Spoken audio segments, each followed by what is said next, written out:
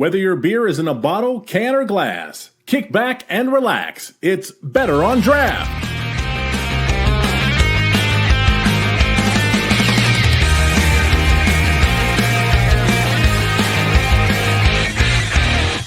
How about that? Starting the show with my mic muted. Hello and welcome to Better on Draft, episode 383. My name is Rob. With me today is Wendy. Hey, Wendy, what are you drinking? I am drinking a Brewery Vivant Tangerine Farmhand. Nice. So is that a Saison? I always hope for these things. It is a farmhouse ale brewed with tangerine. Excellent. Coming in at 6.5%, if you're wondering. I today have an Upland Wheat, which is an ale with orange zest. It's a beautiful wheat color. So apparently we are both feeling the summer or the winter blues and needed some citrus to liven up our lives. Yep, it is that time of year. It's stout season, but you kind of need a cozy fire or something. That's kind of the way I feel too. I know everybody's like, oh, stouts don't taste as good in the summer, but I don't think that's true, for one. And for two, I'm always looking for something that reminds me of being on vacation when I'm stuck at home in the wintertime. Yeah, I think that's part of it too. Yeah, I really have just been feeling something light recently. Because of a scheduling mishap, it was kind of a scheduling wonderful thing. I had 2 nights of trivia at Books and Brews. So I did bike there, even though I think the highs were around 20 the past couple of days. Did bike there and back and drank mostly M43. Yeah, that's a good beer. Nice choice. Yeah, there was a couple of heavy nights of drinking, so wheat seems right today. Right. See, now I feel wheat is kind of heavier than some of the other beers. I think it sits heavier, but it has less alcohol usually. That's true. Yeah. As people may have noticed, we do not have a guest today. So we are going to do a news show and talk about, we got a couple other topics lined up too. I'll go ahead and get us started with a news article. This was one that we didn't get to on our last news show, but I'm quite interested in, and it is from the Beervana blog titled Why Legacy Breweries Fail. And the premise of the article is wonderful. It was a reader suggestion for the writer of this blog, who I follow and read their stuff pretty regularly. I do recommend them. They have very good writing and very insightful and in-depth articles when they put them together. But it was a reader suggestion based primarily on the recent closure of Rogue. But I thought there were some interesting things in there. So they first defined legacy breweries, pointing out that they're relatively young in the U.S., from the 80s, the 90s, and maybe the 2000s. Does that make you feel old? Thinking that, like, a little bit, right? Because Budweiser's forever old. A little bit, but it doesn't really, because if you look at just the history of the world compared to the history of the United States, we're such a baby.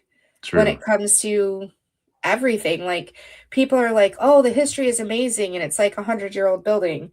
And then you go to Europe and it's like 2,000-year-old buildings. So yeah, it's drinking in a pub older than your country, which is really cool. It literally, like, I guess when you put it in perspective like that, it makes me feel less old. Right. Yeah. Yuengling being our oldest brewery in the country, and I don't remember when it was founded, but it's pretty old for this country. Anyway, so they define the legacy ones as the brands that we know basically from the 80s, 90s, and the aughts. And so what the author, I wish I had gotten their name, I'm sure it's in here. What the author was pointing out was that some of the legacy breweries are unrecognizable from what they were originally. And so some examples would be New Belgium, which had Fat Tire as their flagship beer. And then it went away, and there's some new Fat Tire came out.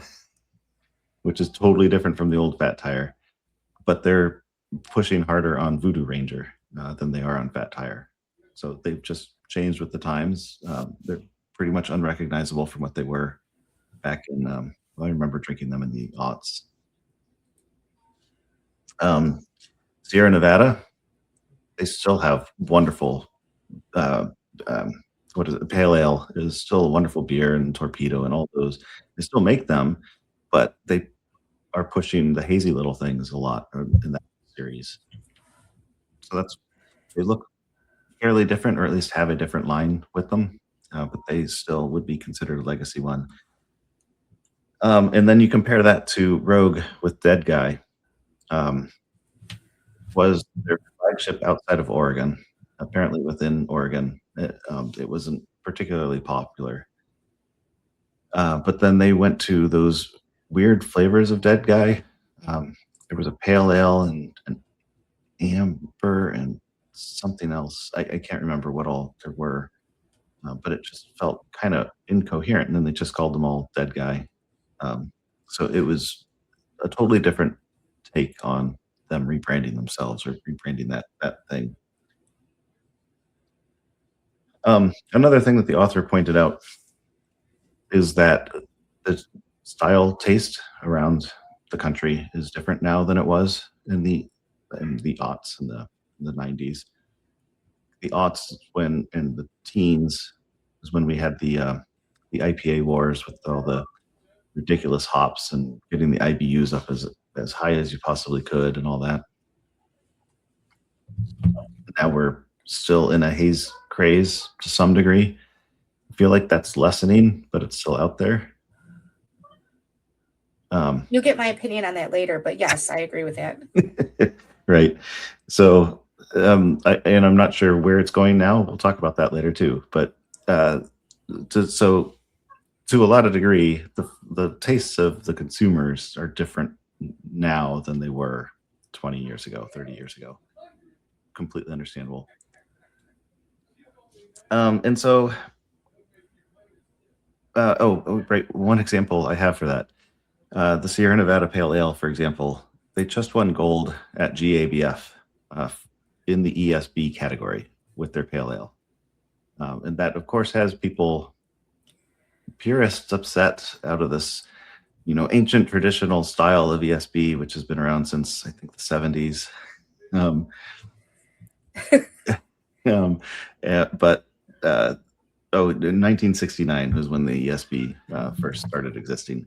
But then the Sierra Nevada Pale Ale won gold for it. And it does tick all the boxes on the style guide for judging. We'll have to have a show on judging. So it's not like the judge's fault. It's not Sierra Nevada's fault for entering it as an ESB. It's just an interesting thing that kind of, I don't know, it might point out that there's too many styles and too much overlap if these different things can be different things.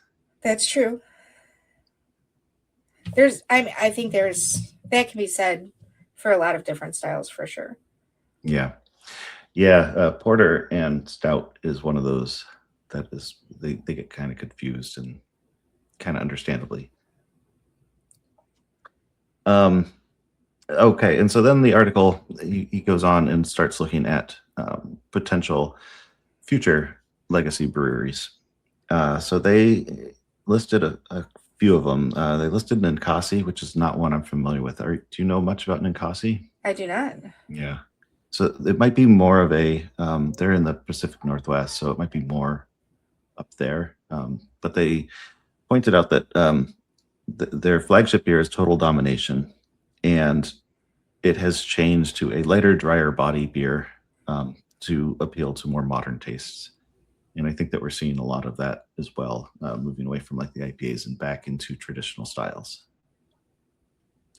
They also suggested Deschutes could be a future legacy brewery. And I would get behind that. They have been dominating pretty well. They have that huge partnership with Costco. Like the Kirkland Vintage Ale is done by Deschutes, and I think a couple other beers are as well.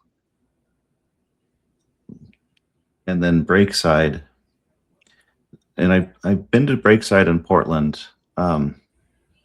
They were interesting. They had preset flights, and it was either 9 or 12. I can't remember. It was a huge number, and it came like in basically a pool rack but square of taster flights. It just crammed in there, and so you were drinking out of that.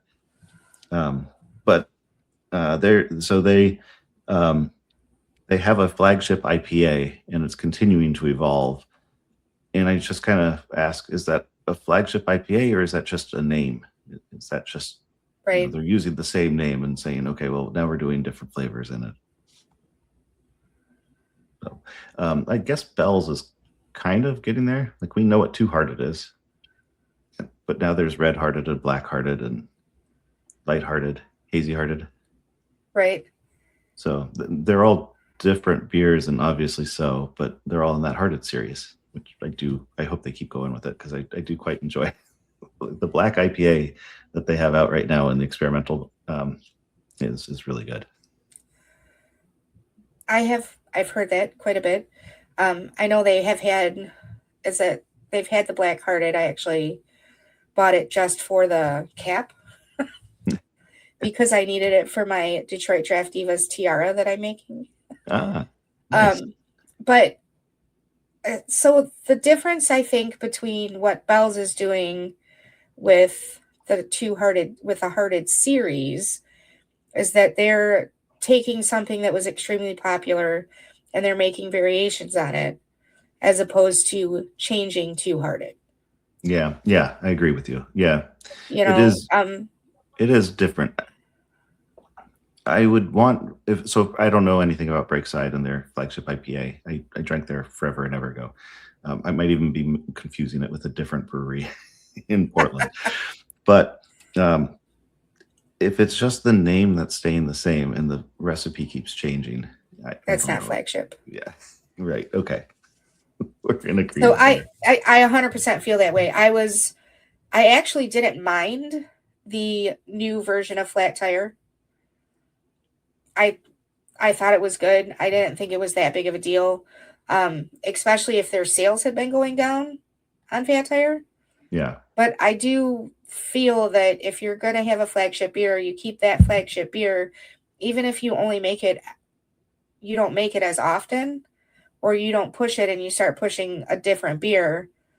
I remember one time I was really excited about a beer that was being made at Perrin. They had talked about what this beer was going to be.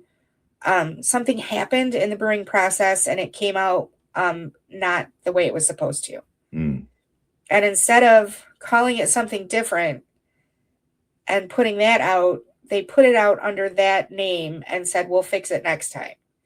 Well, they never made that batch again. They never made another version of it.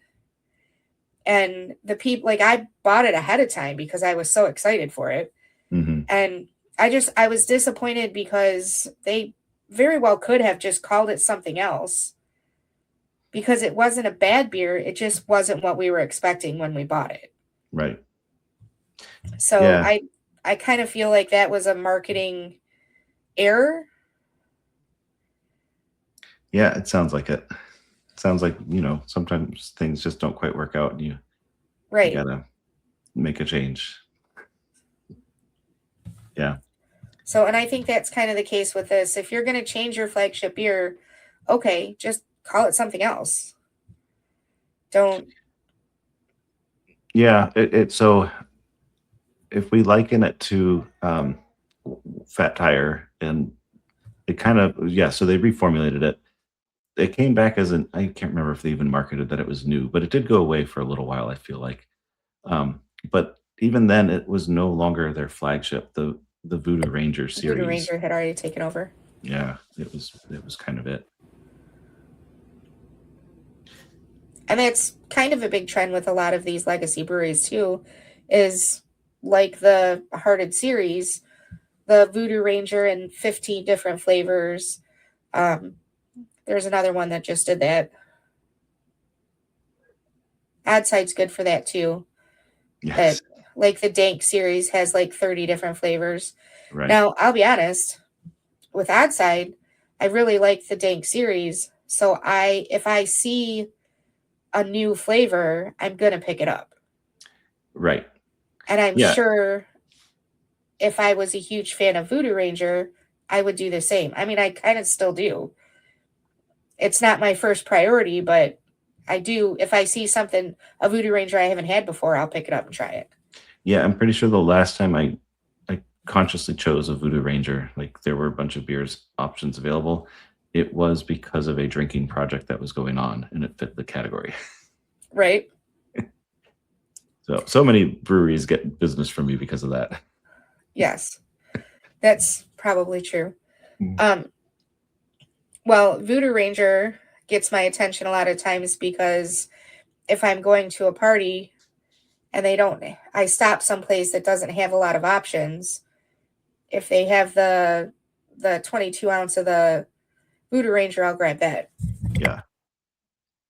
Yeah, that is a convenient packaging, and it's good that they at least have that out there as an option too. So unrelated, or not in the article, but kind of an exercise, if you will. Are there breweries you can think of that you would want to become, or you feel like are on their way to becoming legacy breweries that you're familiar with? Like I already have one written down, so I can go first. But I feel like Upland kind of has that ability. They've done a couple of expansions. They just expanded to Colorado, but they had some agreements in, I want to say South Carolina, it might have been North Carolina, and they might still, I think it might just be strong partnerships and collaborations. But I feel like Upland could do that. And that would be interesting if that lets them keep doing their sour program, because they just need more market to buy the sours, basically. Right.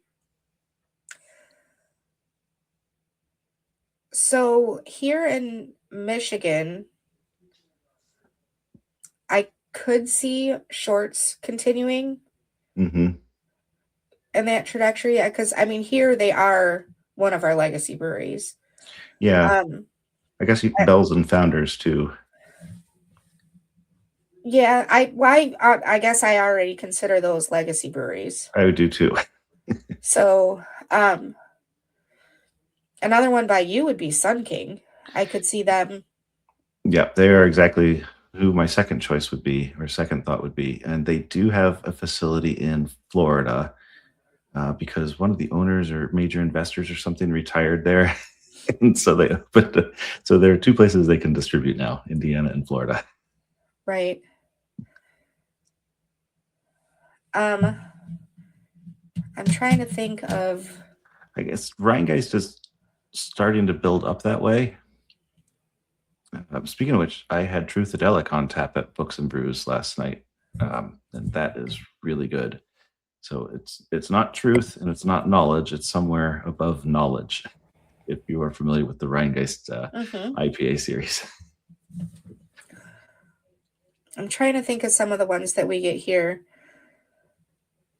Yeah, I don't think you get Taxman there.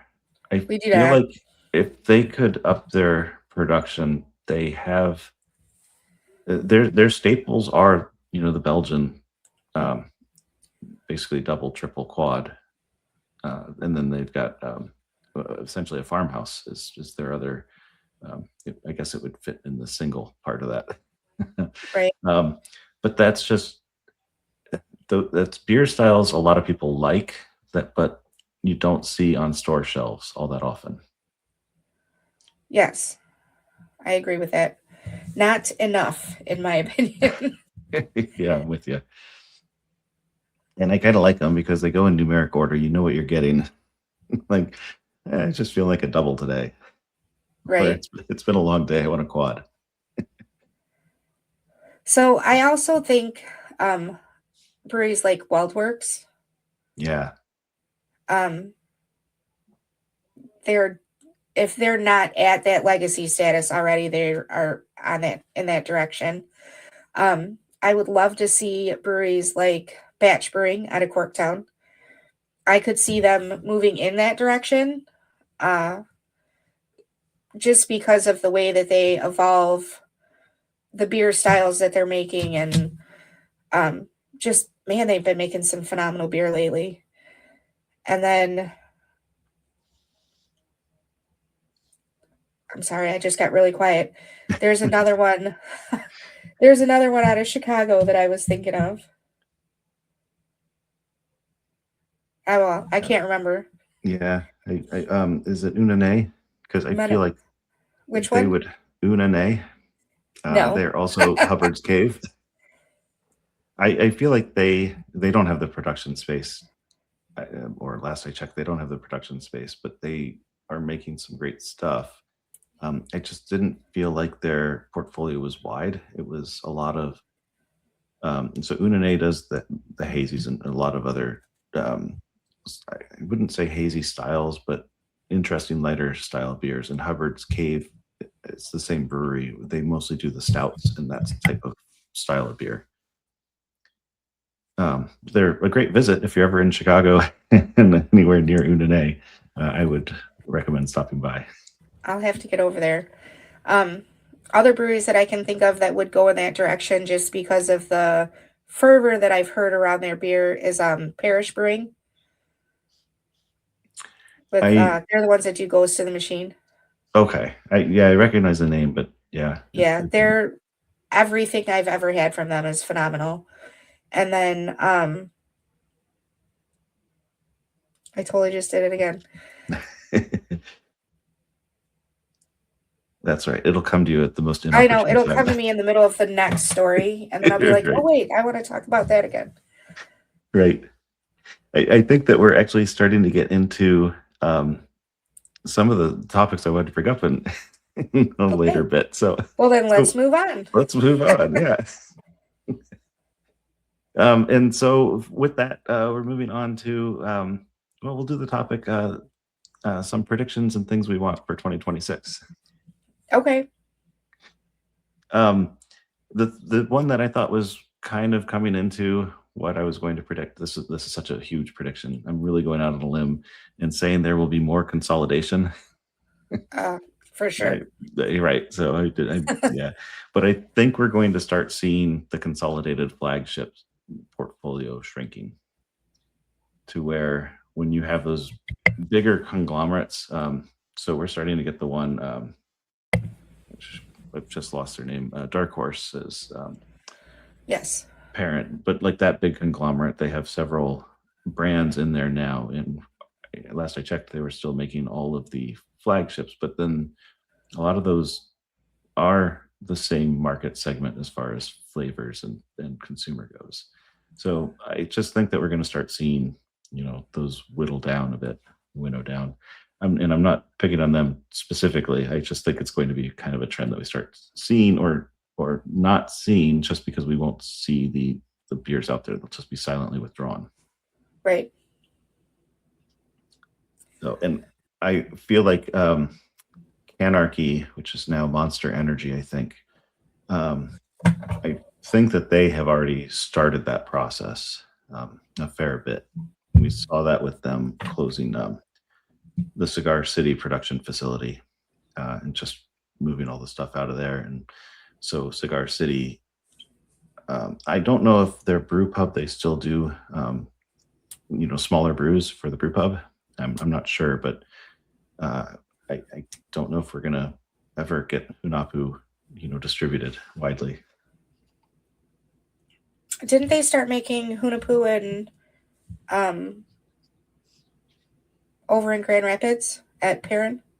Oh, I would not be surprised. Yeah, that would be. I thought I heard that they had started doing that a while ago. Anyway, okay, so maybe they'll pull that one out, and then highlight. There were a few highlights available. Maybe it was highlight, not Hunahpu. Okay. Highlight is the one that they were making in Grand Rapids. Okay, well that would make sense. Yeah, that's one that at least has some shelf, and it starts with a J, so it's really good for me in February when I do the alphabet game. So speaking of Hunahpu, that is kind of one of my predictions, is that I think that with all the changes in the market since COVID, the beer chasers, the ones who are looking for the next new beer release, the next big thing, they seem to have set their sights on other things, whether it's whiskey, bourbon, tequila, all those other things that are now super posh to be chasing after. I think that we're going to see a lot less of those big releases. Yeah. So it doesn't mean we'll see less of them. It doesn't mean we won't necessarily see those beers again. I just think we'll see them more as seasonal releases without the big, huge parties and festivals involved around it. Because it's so expensive to do an event like that when they aren't getting the numbers that they used to. Yeah.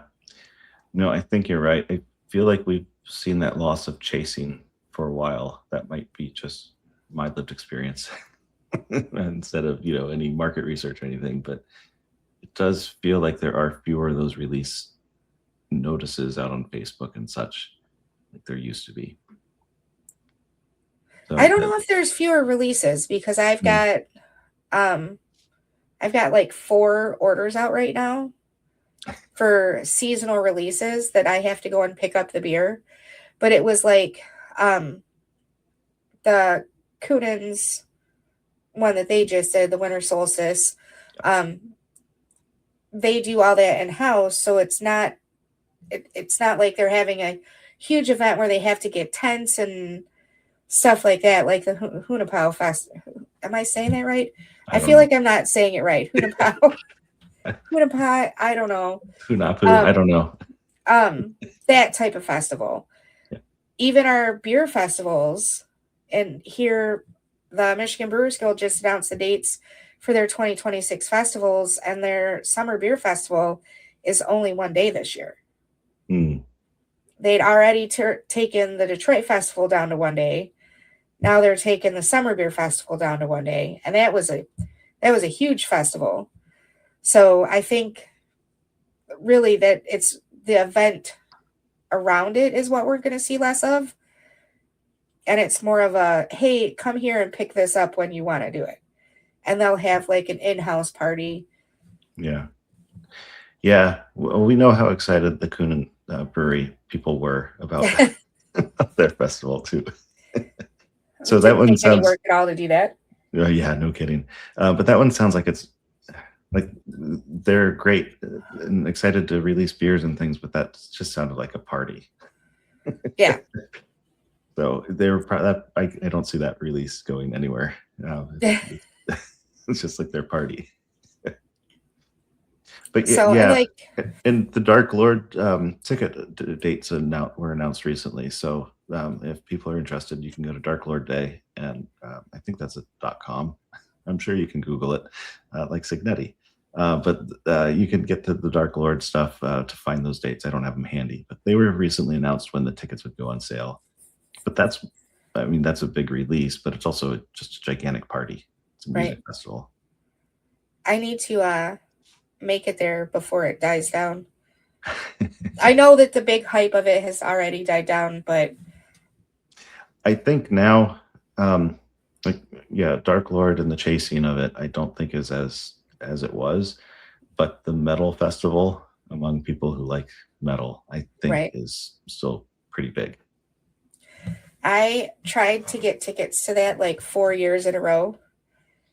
4 years in a row, we had like 4 of us trying to get tickets and we couldn't get them. So I'm like, whatever. Yeah. I gave up at that point. I'm like, I'm through with you. But it is one of my bucket list festivals to go to. I was looking at it more. I don't think I'm going this year either, but they do have shuttles to town and back. So looks like there's some pretty reasonable options for going there, staying in Munster, and getting up to the festival and back. So, and it looked like it was 4 or 5 pools of tickets, depending on when you wanted to pick up your beer. So you get a window of time to pick up your beer. So what's your next prediction? Sure. I think the average ABV will go lower still. And we've been seeing that trend. I think that trend is going to continue. Kind of with it, I think we're going to see more of I'm going to say traditional styles. maybe less experimenty stuff, just more beers that people can consider almost comfort beers, but then they can consume a few of in a day and not be bloated or full. Right. So I like alt beer. I think that will make a bit of a comeback. Yes. Making Ken very happy. We did have that. I did see that article that was going around that was praising all things alt beer, and I thought that was hilarious, because I actually do. If I go to a brewery and they have an alt beer out, we'll probably get it. Yeah. I was drinking a bunch of red ales last weekend, and just trying all the red ales, and surprisingly, there were a lot of them available at the places I was.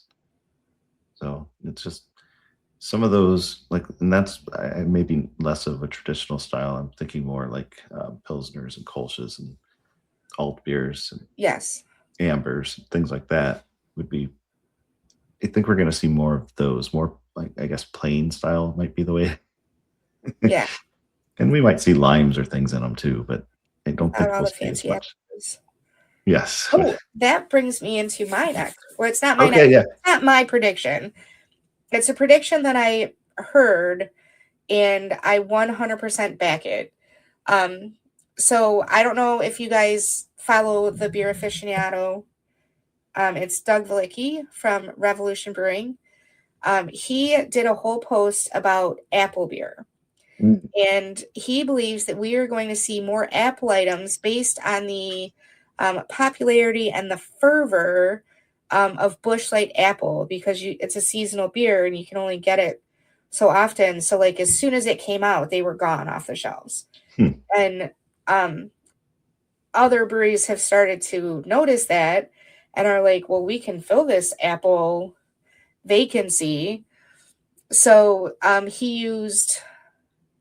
he called it the Apple Gap, which I thought was nice. But he used actually Short's Light Lager, their Honeycrisp, as an example, that they made an apple lager, and they made a lager with apple in it. And they did a lot of, you get a lot of the backstory of the history of why they used that particular apple. But he also expects that hard ciders are going to continue to get its mojo back.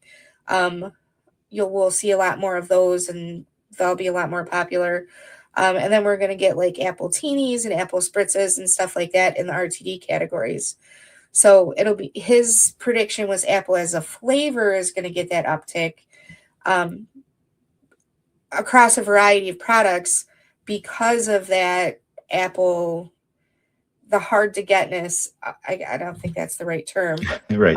The scarcity of that Busch Light apple that was so exciting. Now, I don't know about you, but my friends and I all called it Blapple.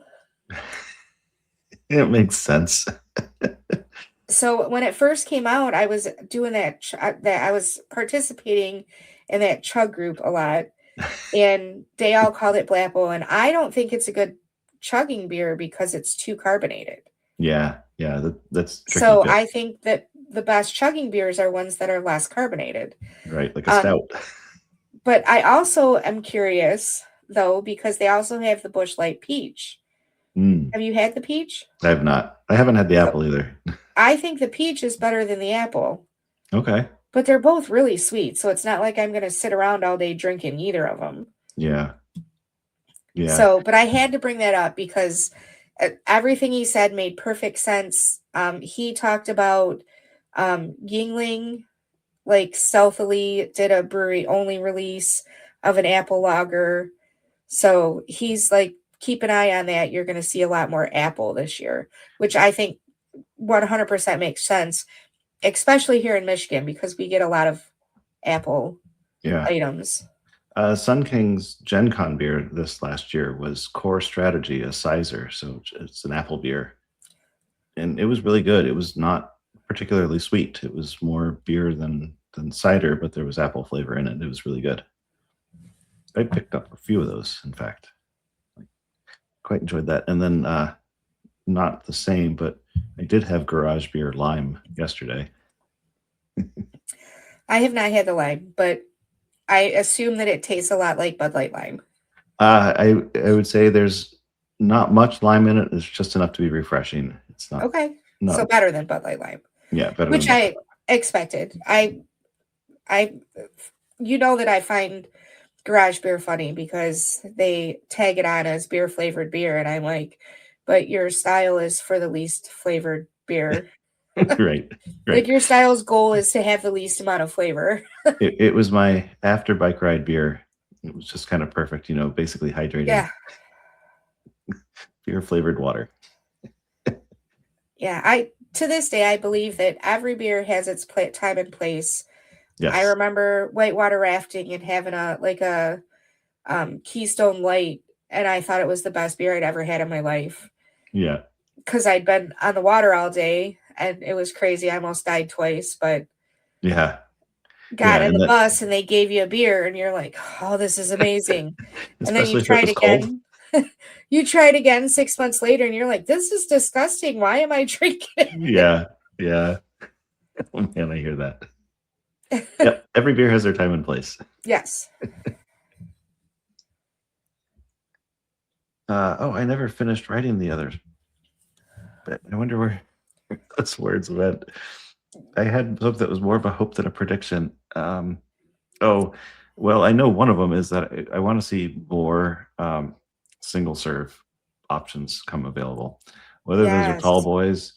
And what started this is my local liquor store, who I would prefer to visit, to spend money there, shop local and all that, even though it's an Indiana chain at this point.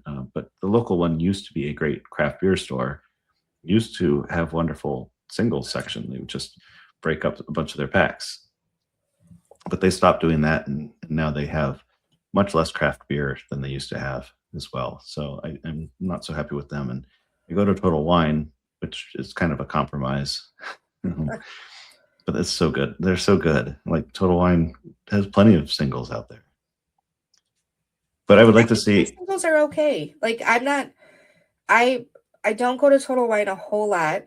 One, because it's not a quick drive for me. It's definitely a destination. Like that's not true. When I would go to the farmer's market, I would be able to stop at Total Wine because it was nearby. But when I go for their singles, it's a stop along a trip. Yes. When I go to Total Wine, it's usually because I know they'll have something that I need. Right. Usually because I've looked it up on a beer finder and I go there. And while I'm there, I go through all their singles. Yeah. So I actually just went there recently because I wanted Schlafly because I had that oatmeal stout and I was like, damn, that was delicious. I want another one. Yeah. And all they had at Total Wine was the Christmas ale. I was very disappointed. Oh, that's too bad. But whatever, I'll figure it out. We'll get some more. Yeah. Here somewhere. We've got Cons. It's on the other side of Indy, which it sounds like Indy's not that big. The other side of Indy really shouldn't be that far for me. But when Total Wine is really just down the street, like I could bike to Total Wine. The trick would be biking back with all that beer. Right. So Cons is a little farther for me, but they have a good singles game. And they will have some of the large format bombers that I would like to see those coming back. I know that they are dwindling. Schlafly was just telling us that like they're large format beers, they just don't sell, so they're not making them that way. Yeah, I really don't think a lot of people are drinking them in that fashion. Now, Goose Island, I did buy all of my BCBS in the big bottles. Okay. I did not buy any of the little ones. I did get a 4-pack of the little bottles, so I'm not helping my case here. But I did get some big bottles too. I was very disappointed when No Rules switched to the cans. Not necessarily because I don't even know how to put that. Because I feel like once I drink it, I want a second glass. Yeah. So then I have to open a second can. Right. Which means I have to buy more, and I don't want to do that. But if I buy the bomber, I don't have to share it with anybody. I can sit at home, have 2 glasses of beer, and be good. And the nice thing with those, you open the bomber, you pour yourself a glass of beer, and it's going to be a good beer. But then that bomber has warmed up, and it's going to be a better beer. Yes, I agree 100%. Oh, As long as we're talking about stouts and things like that, stouts and quads and right.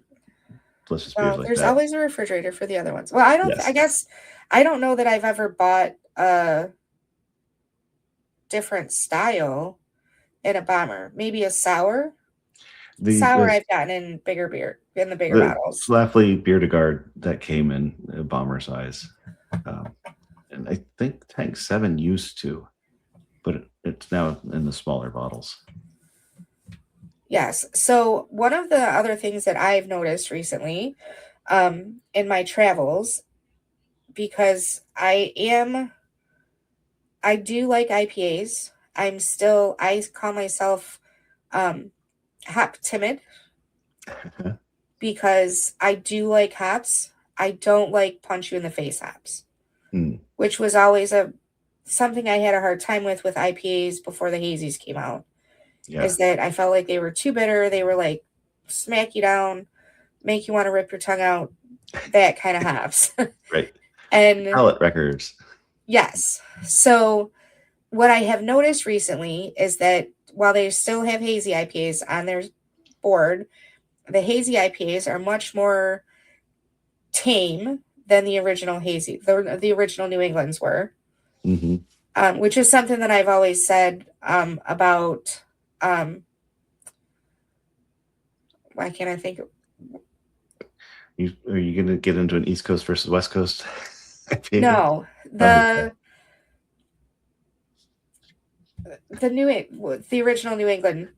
Oh, Heady Topper. Heady Topper always still had that pungent bitterness of the hops. I really had them like once or twice. In the unfiltered.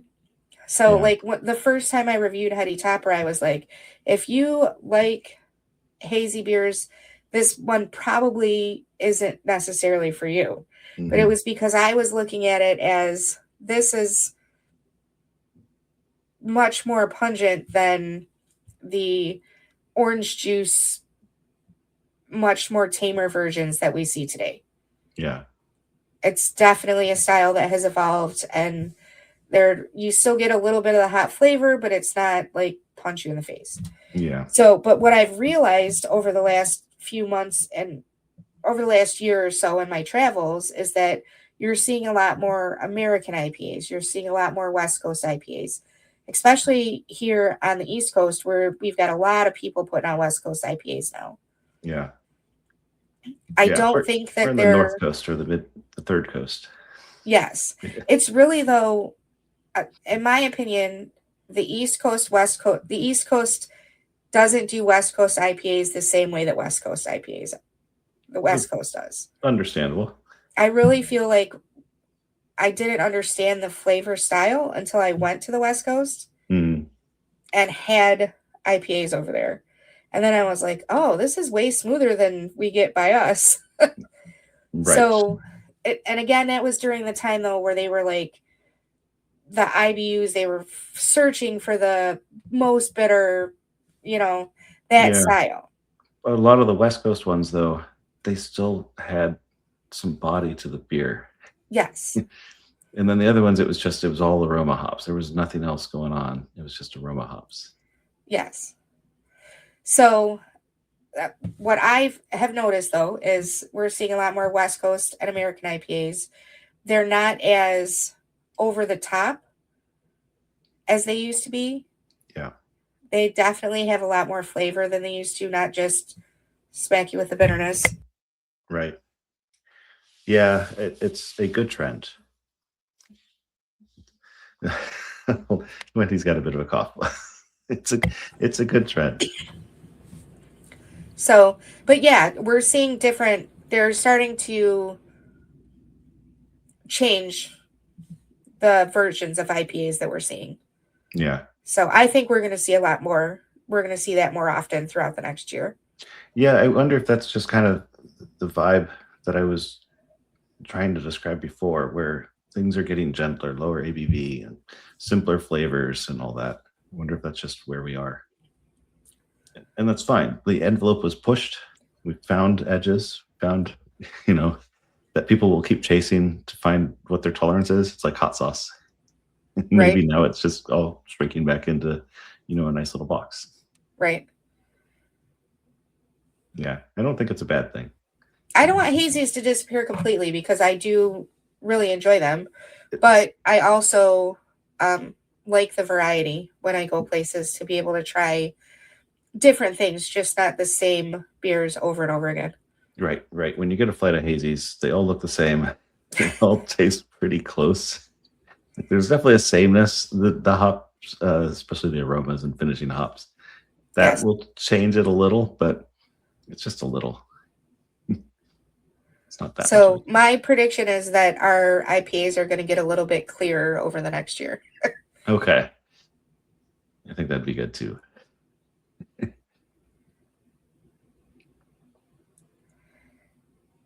All Well, I right. think You that had a that was question about non-alcoholic beers that I thought yeah. was This very this came up recently on the Untappd Discord server as a conversation. I think it's worth kind of hashing it out, especially where no one's going to argue with me. Well, Wendy might argue with me, but non-alcoholic versions of a style. Does that even make sense? Because beer judging style guidelines do have ABV as part of the style guidelines. So, what would for example, a double IPA that's non-alcoholic, what does that mean? And how, I guess, how would an app like Untappd solve this problem? That's where the conversation came I from. guess, what do you mean? How do you need to solve it? What do you need to solve it? Like, where is this being applied? So specifically in Untappd or something along those lines, do we need non-alcoholic IPA double? Do we need non-alcoholic bitters extra special? Like, does there need to be an NA of every style of beer? And does that even track? Like, is that consistent with what a style is? It's not. Yeah. It's not, because your ABV is a big part of your style, in my opinion. I guess I don't know that you would need one for every style. I would log it in as a non-alcoholic beer, and then because when you're logging it in, it doesn't matter what the style is, No, it unless does you're when going you're for a badge for that particular style. right. If you're But chasing wheel styles or something, right? Then yeah, I guess it technically matters. Does it inform you? I guess, okay, so if we look at Athletic, they have a non-alcoholic pale ale, a non-alcoholic lager, I think. Maybe a couple other, they definitely have a couple other non-alcoholic styles. But how deep into the weeds does that need to get? So we just had a pale ale win as an ESB. Do we need a non-alcoholic ESB? Is that different from a non-alcoholic pale ale? I don't know how to answer that. Yeah, it might just be one of those questions that's left out there, but I guess the only person that would really care about that is the person who is only drinking non-alcoholic beer. Yeah, to try to get different flavors or figure out what they like out of the flavors. And do we have enough faction of people who are only drinking non-alcoholic beer that want to track what they're drinking? Right, right. And are they playing silly badge games like on Untappd? Right. I do love the badges. That was always That's my favorite part of Untappd, was that we were going to get a new badge. it's the big draw. One suggestion that was put forth on the server, I won't take credit for it, but I've had a similar suggestion for barrel aged things as well. But one suggestion was that the styles exist and they exist in BJCP, and maybe it needs to be expanded a little bit because BJCP is slower or what have you. But the styles exist, and then tag the beer itself to say it's non-alcoholic, to say it's barrel aged, to say it's I don't know. There are some other ones like nitro, things like that. I mean, technically that's true because non-alcoholic isn't the style. Right. It's usually the anti-style. Right. It would break it. The style would be IPA, the non-alcoholic would be the non-alcoholic would be the ABV. So I mean, technically, in the case of Untappd and those types of apps, I would see it that way. In the case of beer judging, I don't know that I would. Yeah, beer judging, that gets interesting. Alcohol definitely has a flavor, but our beer judges tend to know what they're doing. But like, if it's a 4% style, like if it's supposed to be 4%, and the non-alcoholic is doing its job, would they be able to taste the difference? Like, judging should be about the taste of the thing. The way it looks and the way it feels and stuff factors into it too. The type of head it holds, all of that, the bubbles that are in it. ABV is the one like quality there that it's tough to. Maybe judges out there can taste a beer and say this is a 5.3 ABV, but I don't know that that's being done. Right.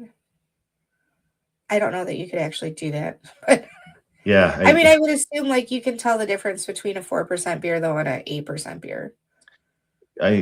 Usually you can. We've all had those beers where we drink them and say, "Whoa, I did not realize this was so strong." Right. And then we've had those other ones that we say, "Yeah, there's a lot of alcohol in this one." It's usually a bear. Anyway, I thought it was an interesting discussion. I only got to catch the tail end because I had to work that day. But I saw that they were discussing it for quite a while, and I thought it was interesting. And I regretted not being able to participate, but now I have. It is definitely something to think about, especially if you are somebody who follows all the Untappd games and is chasing badges. I haven't chased a badge in a long time, but I do plan on playing the alphabet game this year. Okay, excellent. Yeah, that's coming up.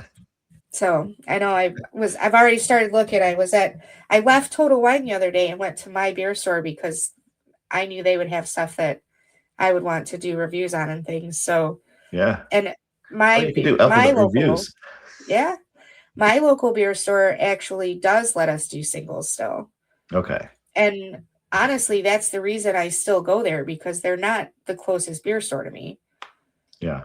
And I have a couple of them by me that have a really good selection, but I can only buy them in 4-packs. So I tend to go where I can get a single and see, do I like this beer before I commit to the whole thing. Right.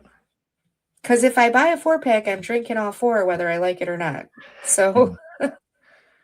Yeah, I've been there too. Because there is a time and a place for every beer.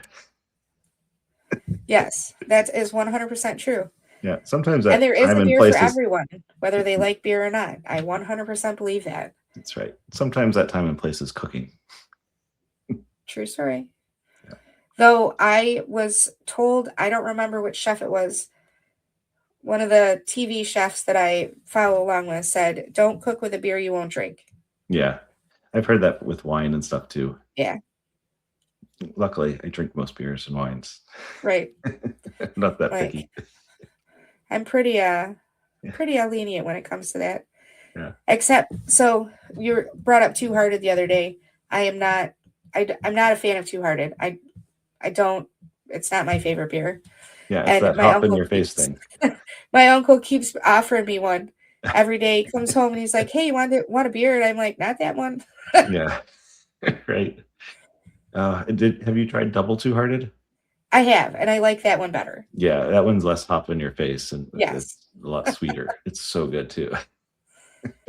So I just think that's funny that he's like, you're the beer girl. And I'm like, that doesn't mean I have to like every beer. That's right. You know? Yeah, I love lots of stuff from Bell's, so yeah.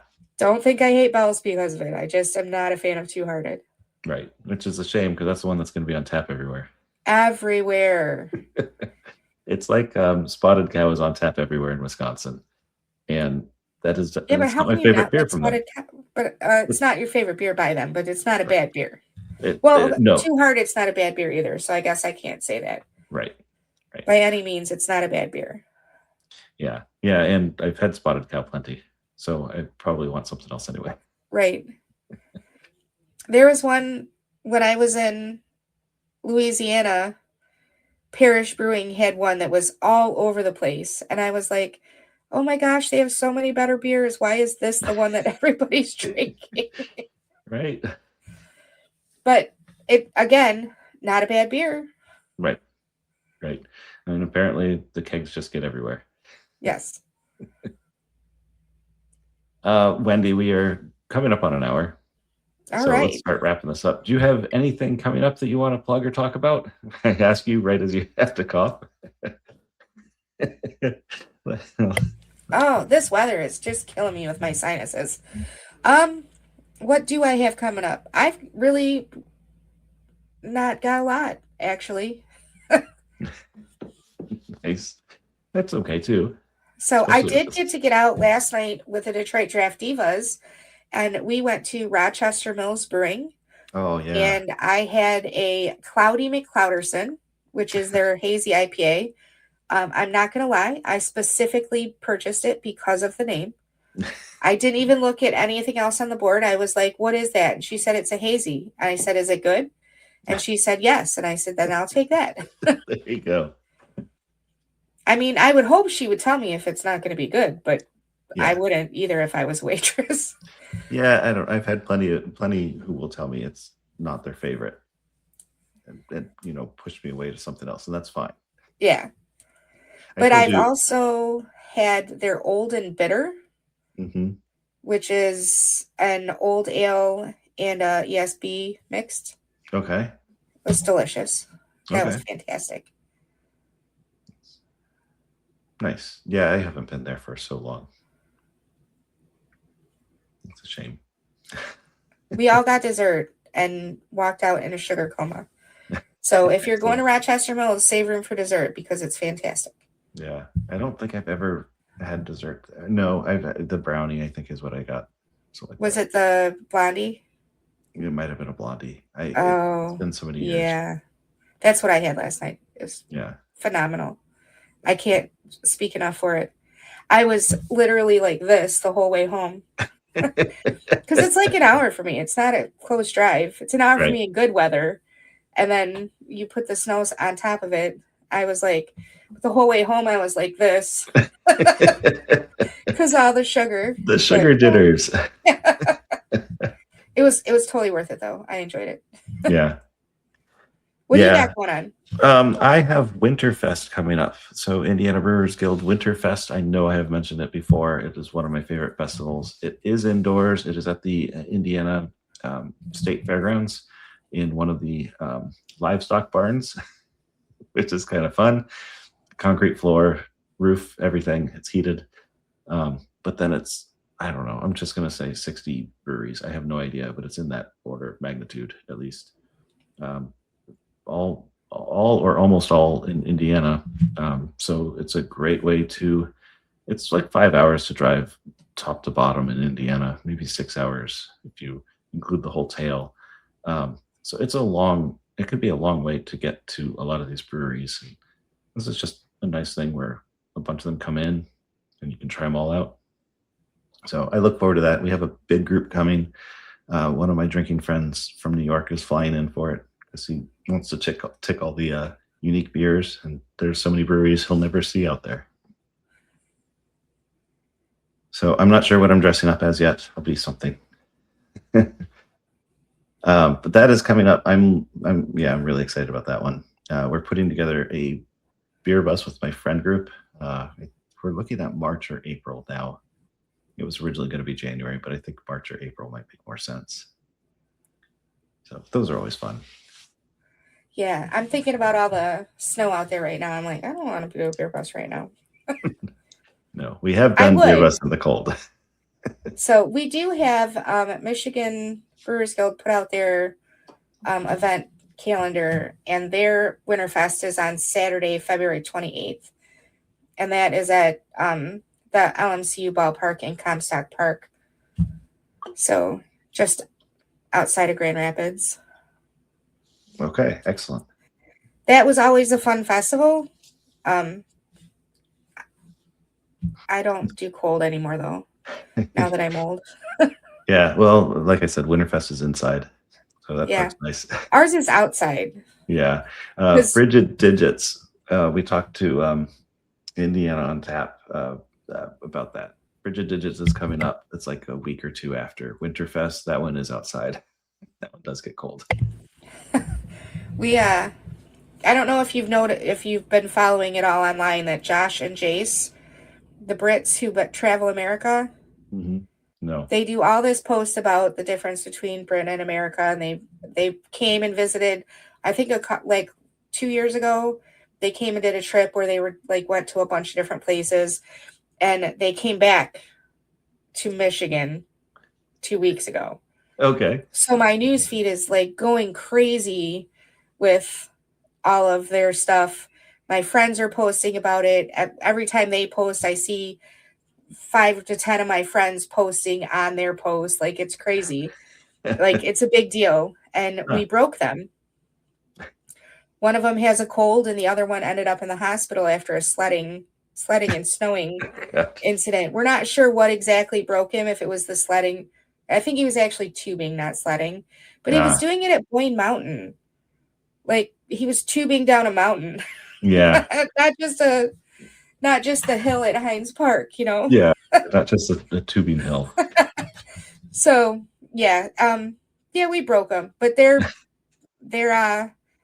pushing on through. They're in the UP right now for their minus double-digit weather and snowstorm that's coming up. So they wanted to experience a real winter, I guess. Oh, yeah, we're giving it to them. Oh, man. Those poor guys. Too bad. Nope. They seem to be enjoying it.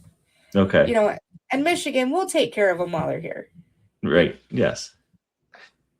We have a show scheduled on February 13th, where we will talk to Steve from Design Opa.